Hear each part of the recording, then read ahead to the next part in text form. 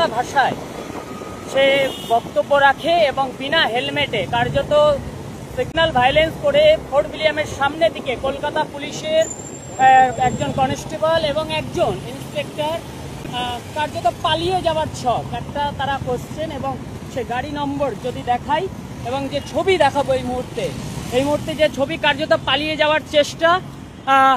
আপনি গালাগাল দিয়ে পালালেন কেন? আপনি ধাক্কা মেরে এলেন কেন? আপনারা কোন থানা? পালাচ্ছেন কেন? ভিডিওটা অন করো, ক্যামেরা। পালাচ্ছেন কেন? আপনি আমার মোবাইল ফেলে দিলেন, আপনি আমাকে ধাক্কা মেরে পালিয়ে এলেন কেন? পালিয়ে এলেন কোন থানা আপনার? আপনার কোন থানা? আপনার কোন থানা? আপনার কোন থানা? আপনার থানাটা কি? কোন থানা? আপনার কোন থানা? আপনার ইন্সপেক্টর সাহেবকে বিনা হেলমেটে আপনি নিয়ে আসছেন, আবার আপনাকে প্রশ্ন করা হলে নোংরা ভাষায় গালিগালাজ করে আপনি পালালেন কেন? আপনার করলে ওইখানে ধাক্কা দিলেন কেন? আপনি কি আমার মোবাইল ভাঙবেন? আরো ক্যামেরা চলছে, আরো ক্যামেরা চলছে। আপনারা দেখলেন যে খাস কলকাতার মধ্যে এই চিত্র, যে একজন পুলিশের হোমগার্ড তিনি তার ইন্সপেক্টরকে নিয়ে যাচ্ছেন বিনা হেলমেটে বসিয়ে, এবং সেই ভিডিও সাধারণ মানুষ করছে বলে ওনার মোবাইল কি করে ঝাপটে নেওয়া যায় এবং অকথ্য ভাষায় গালিগালাজ এবং কার্যত যেমন ধাক্কা লাগানো যায়, মানে বুঝতেই পারছেন পুলিশগিরি। এবং এই ব্যক্তিও কিন্তু ছাড়ার পাত্র নয়। আপনারা দেখলেন যে পিছনে ধাওয়া করে করে হলেও এক জায়গায় এসে তাদেরকে কিন্তু ধরেও ফেললেন। কিন্তু তাতে কী লাভ? সাধারণ মানুষ তো আর পুলিশের গায়ে হাত দিয়ে আটকাতে পারবে না। দেখলেন যিনি অফিসার, যিনি গালি দিয়েছেন, তিনি কিন্তু কার্যত পালিয়ে চলে গেলেন। এবং যার মাথায় হেলমেট আছে, সম্ভবত ইনি কনস্টেবল হবেন, ইনি কিন্তু উত্তর দিচ্ছেন। এনাকে বারবার জিজ্ঞাসা করা হচ্ছে যে কোন থানা কোন থানা। আমি এই ভিডিও শেষ অবধি দেখেছি, শেষ অবধি এই পুলিশকর্মী বলতে পারেননি বা বলেননি যে ওনারা কোন থানার বা কোন থানায় কাজ করেন, ডিউটি করছেন। এবার ভাবুন, যে পুলিশ সাধারণ মানুষকে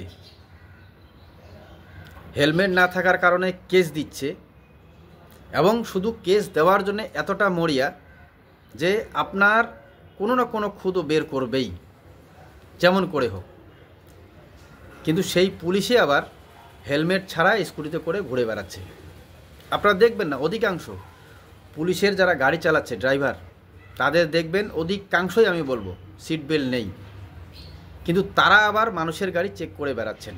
কোন লরি ড্রাইভার সিট পরে নেই, কোন চার চাকা চালাচ্ছেন তার সিট বেল্ট আছে কি না, বাইক চালক তার হেলমেট আছে কি না।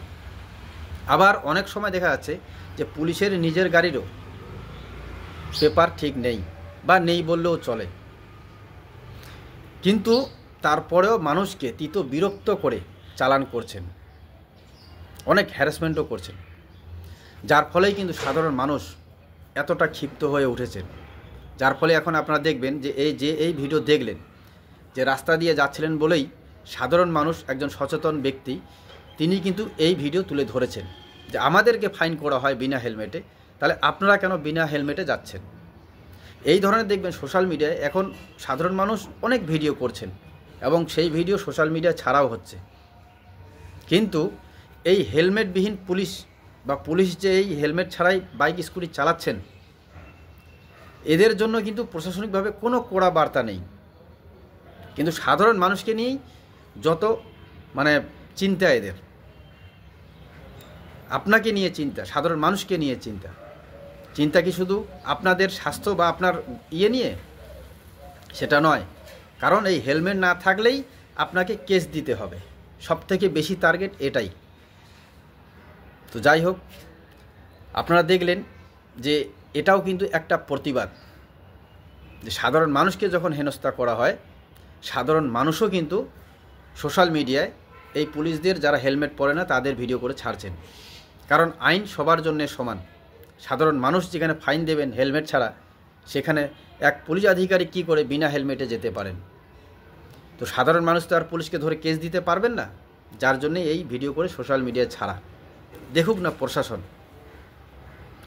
তো যাই হোক বন্ধুরা, এই ভিডিও সম্পর্কে আপনাদের ব্যক্তিগত মতামত হলে অবশ্যই কমেন্টে জানাবেন এবং এই ভিডিও শেয়ার করবেন সাধারণ মানুষকে দেখানোর জন্য, কারণ সাধারণ মানুষকে আরও সজাগ এবং সচেতন হতে হবে।